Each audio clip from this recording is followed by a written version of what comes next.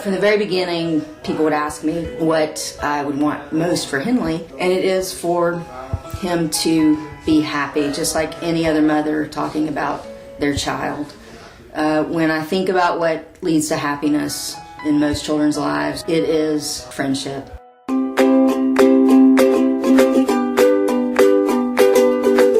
A friendship circle allows me to see my child experience that happiness.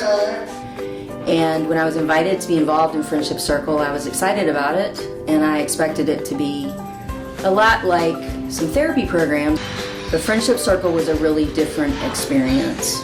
Having the Friendship Circle volunteers come into our house is really meaningful. It makes us feel like our son is very valued.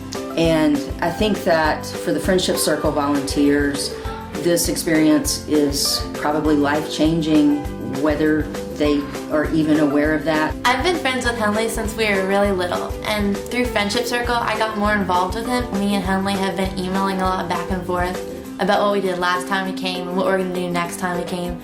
This has been a great opportunity for me to see him more.